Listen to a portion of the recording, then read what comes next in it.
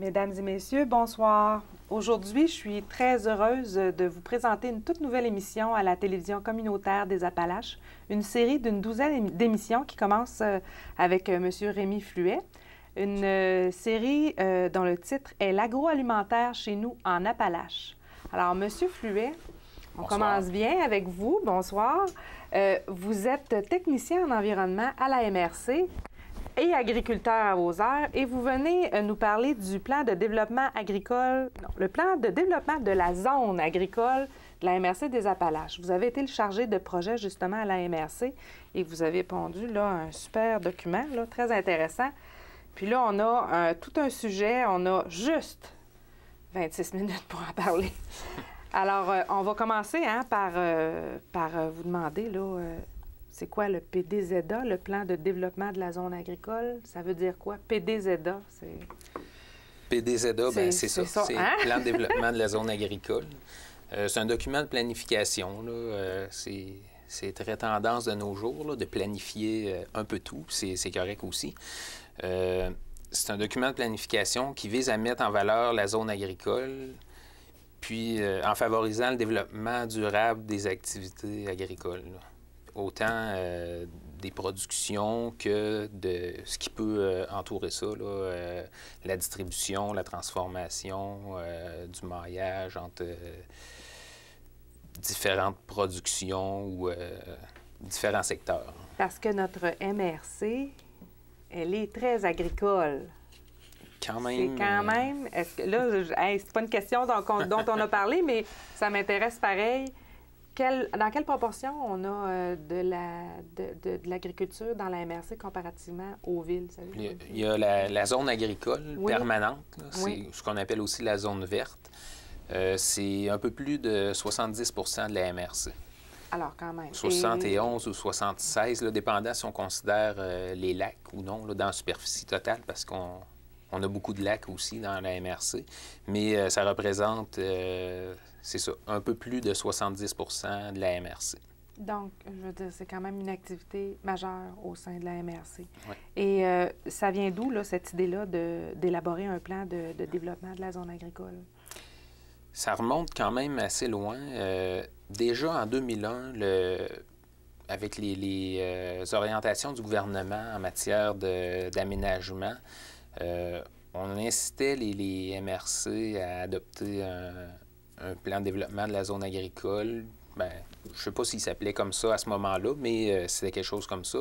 Puis ça permettait là, justement de faire un peu un bilan, mettre à jour le portrait de la zone agricole pour chacune des MRC. Puis c'est en 2008 que dans la MRC, le schéma d'aménagement a été mis à jour, puis qu'on en a profité pour... mettre à jour en même temps le portrait de la zone agricole. C'était aussi une des recommandations du rapport Pronovo, qui a été en 2008 aussi, de faire des plans de développement de la zone agricole pour les différentes régions. Puis, en 2008, comme je disais, la MRC avait mis à jour son portrait agricole. Suite à ça, il y avait aussi le Comité de développement agroalimentaire des Appalaches, dans lequel l'UPA s'implique beaucoup là, depuis une quinzaine d'années. Quand il y a eu le lancement du programme d'appui à l'élaboration des plans de développement de la zone agricole, c'était un projet pilote là, du gouvernement, le Comité de développement agroalimentaire a signifié l'intérêt à la MRC de se doter d'un plan de développement de la zone agricole. Puis, ça a fait son chemin, ça a été accepté par le Conseil des maires. Et il y a, à ce moment-là, Cynthia Boucher, aménagiste à la MRC, puis Carole Mercier, de la Société de développement économique, qui se sont chargés de former les comités, monter la demande d'aide financière, puis un peu préparer le terrain là, pour faire le plan de développement. Le projet a été accepté par le gouvernement, puis suite à ça, moi j'ai été embauché là, en février 2014 pour commencer l'élaboration de notre plan comme tel. Puis il n'y avait rien de ça. Est-ce qu'on avait une idée avant ce plan-là du portrait de l'agriculture dans la MRC ou c'était pas quelque chose qui existait avant ça? Bien, quand même, comme je disais, en 2008, le portrait avait été mis à jour. Okay. Ça nous a servi un peu de point de départ, là, savoir qu'est-ce qu'il y avait déjà.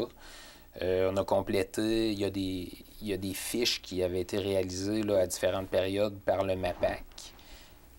Peut-être un peu moins complète, mais ça nous a servi quand même pour les données statistiques là, qu'on a mis dans ça. Avez-vous eu des surprises quand vous avez rédigé ça ou... Des surprises, je vous dirais, oui, on en a eu beaucoup. Oui, OK. Mais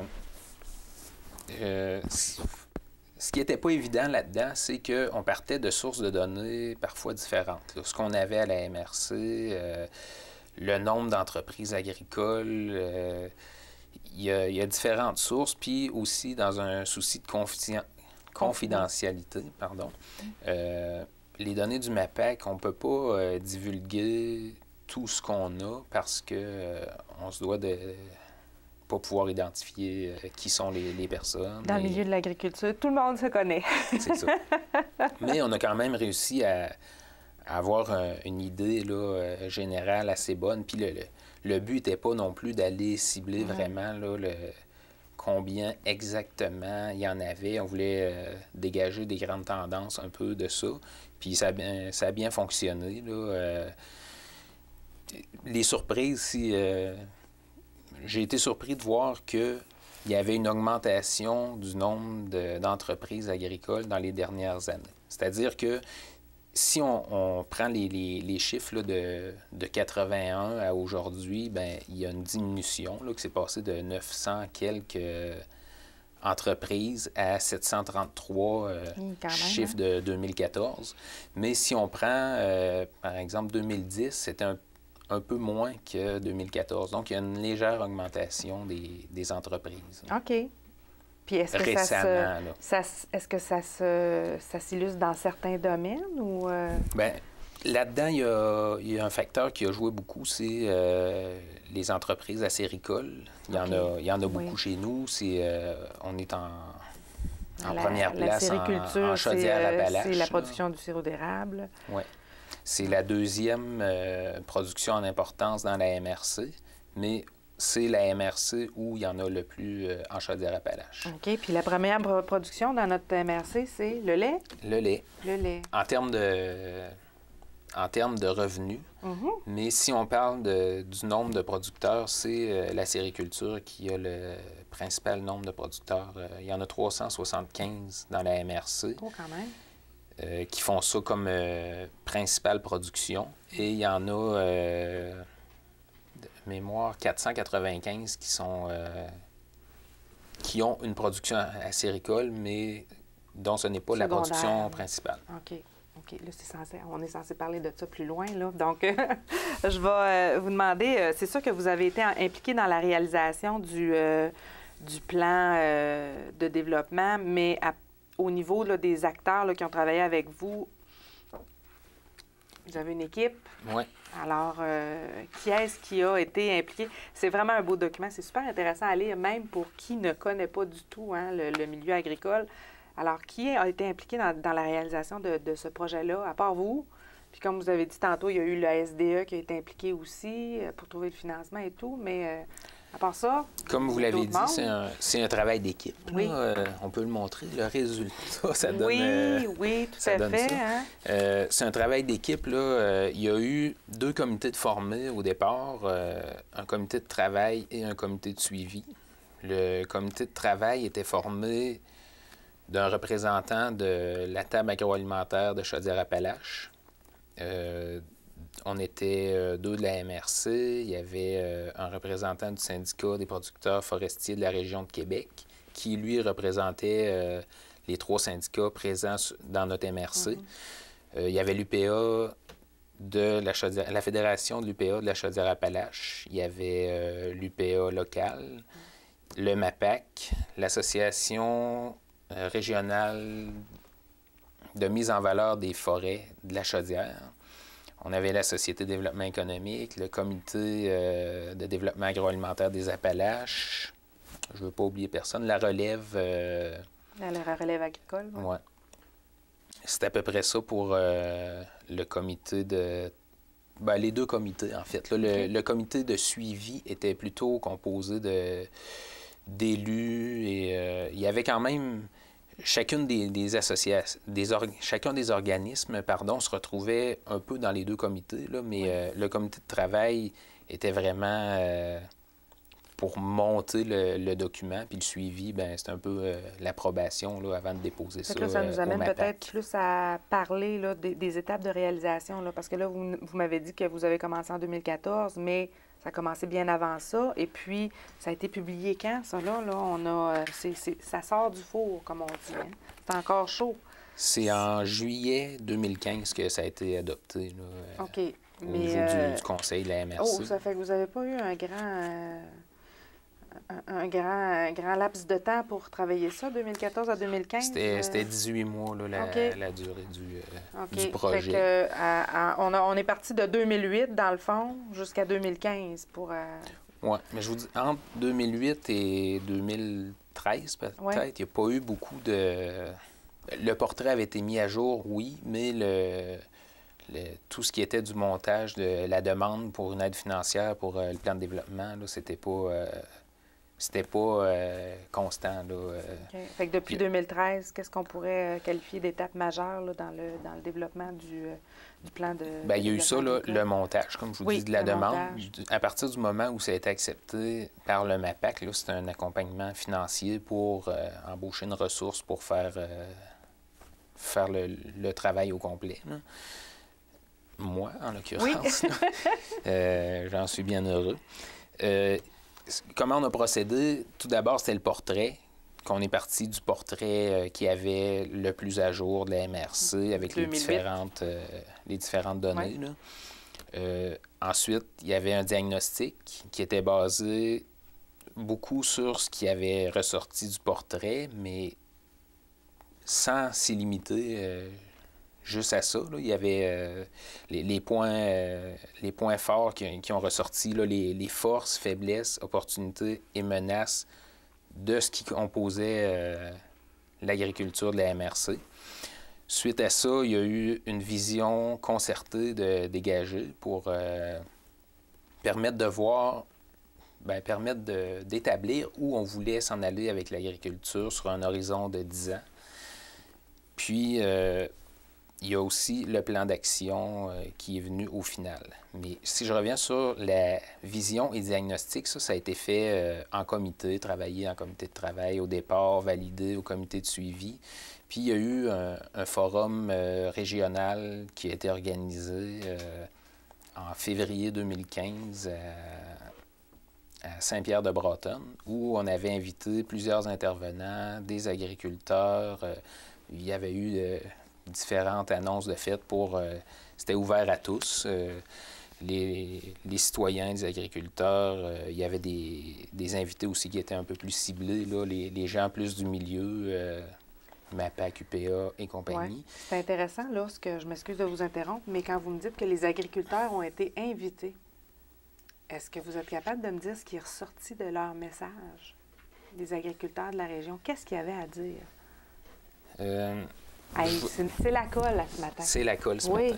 Bien, je vais essayer d'y répondre. Vous savez, hein, on s'est parlé avant l'émission. Vous êtes comme moi, gentleman farmer. Là. C'est intéressant de savoir qu'est-ce qu'ils en pensent, les agriculteurs, d'un plan de développement. Dans le fond, ça les vise directement. Oui. Je vais vous expliquer un peu comment la journée s'est déroulée pour un peu là, le but de cette journée-là, c'était entre autres de valider la vision qui avait été définie, si on peut dire, par le comité de suivi, puis les enjeux aussi qui avaient été déterminés à partir du diagnostic. lors de cette journée-là, il y a eu 3 présentations, dont une du président de l'UPA, Marcel Groslot. Marcel, oui. Il y a eu aussi Marianne Barry, de la pépinière ancestrale. Exactement. Et suite à ces présentations-là. Pardon, c'est M. Richard Lehoux, qui il est président de la Fédération québécoise des municipalités. OK. Donc, il y avait ces 3 présentations-là pour un peu mettre la table. Ça rejoignait, là, on avait une agricultrice, le syndicat et M. Lehoux, qui est aussi le maire de sa municipalité et un producteur agricole. Donc, on faisait le tour un peu là, de quoi on voulait avoir une concertation là, dans le milieu agricole. La journée a débuté avec ces conférences-là, puis ensuite, il y a eu la présentation de la vision et des enjeux pour voir si les gens adhéraient à cette vision-là, s'ils trouvaient que ça les rejoignait.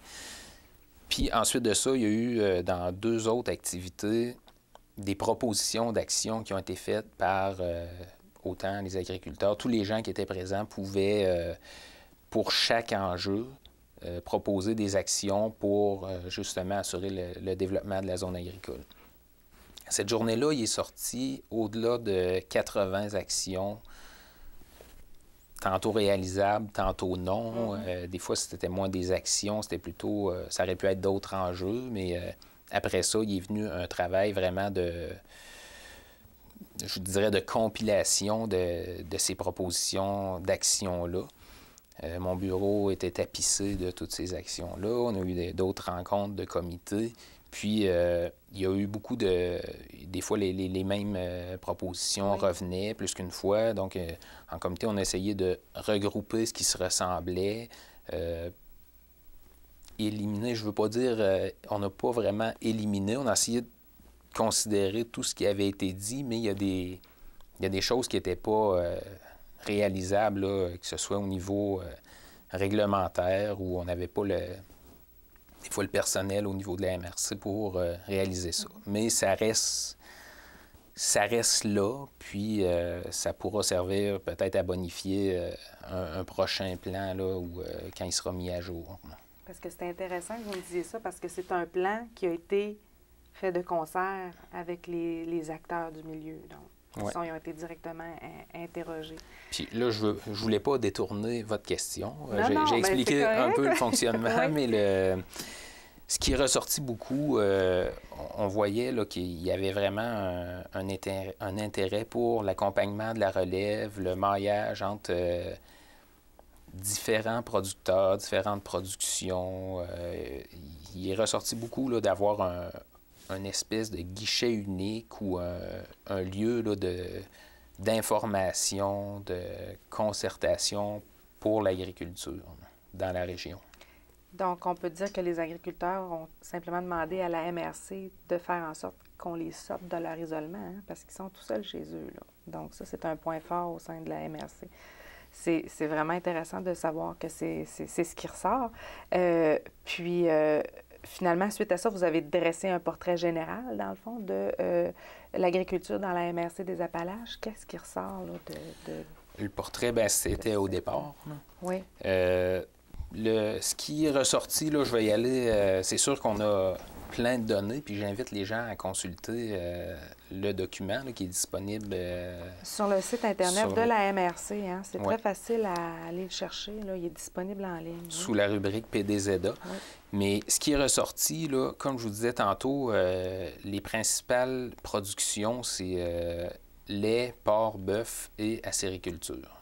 Donc, acériculture, l'érable, le porc, le lait et le porc et le bœuf. Ça, c'est la viande, dans le fond. Oui. Au niveau des revenus, là, c'est les 4 grandes...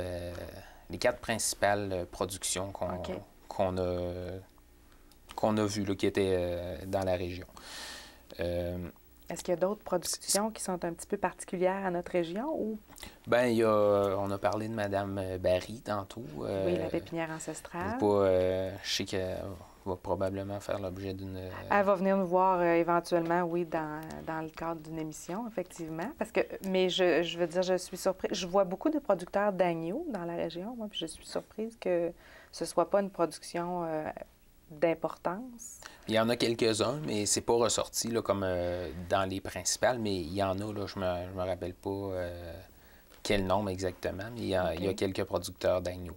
D'agneaux. Puis, ce qui est ressorti aussi, en fait, là, pour le portrait, c'est que ce qui a amené la région à être une production d'élevage, c'est surtout beaucoup la topographie et la qualité des sols. Il y a tout près de 60 des sols de la MRC qui sont catégorisés de classe 7 par la classe des terres du Canada. C'est-à-dire que... Ça fait pas du foin fort, ça, hein? Classe 7, bien, c'est bon pour le pâturage. Là, c'est des secteurs où l'agriculture est plutôt difficile.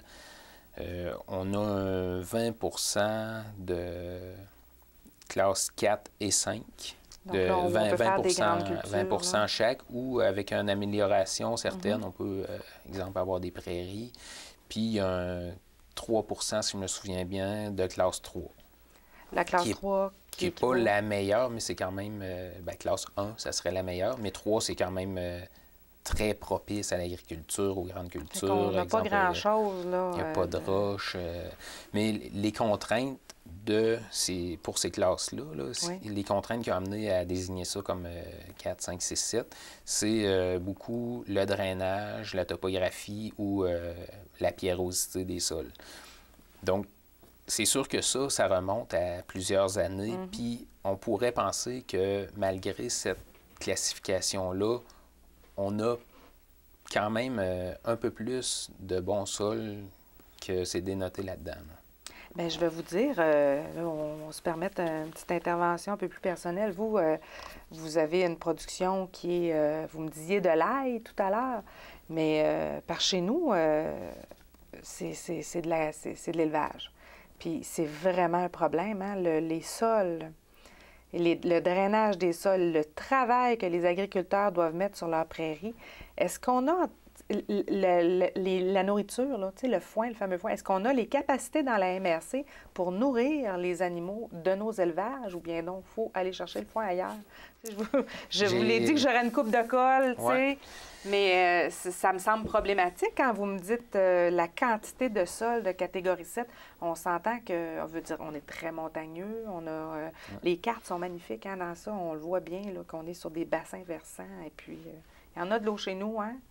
Mais je vous avoue que je serais pas capable de répondre à votre question, à savoir si il y a assez de ressources au niveau de pour nourrir les animaux présents dans la MRC. Par contre, je sais qu'il y a des producteurs de la région qui exportent, si on peut, si on peut appeler ça ainsi, oui, c'est ça. des fourrages à l'extérieur. OK. Donc, il y a des producteurs qui se consacrent seulement à ça. Les types aussi, là, 7, bon, ça a amené autre chose. Évidemment, c'est moins bon pour la culture, pour le foin, des choses comme ça, mais le fait qu'on ait la plus grande... on a 3,5 millions d'entailles environ dans la MRC. Donc ça, c'est aussi dû au fait que les terres étaient moins bonnes pour d'autres cultures parce que probablement ces érablières-là auraient été défrichées puis mis en culture ou si ça n'avait pas été de la pierrosité, de la pente et tout ça. Là. Puis est-ce que c'est dans un secteur particulier de la MRC qu'on retrouve plus la sériculture ou c'est vraiment... C'est assez réparti. Il y a beaucoup de... Il y a quelques,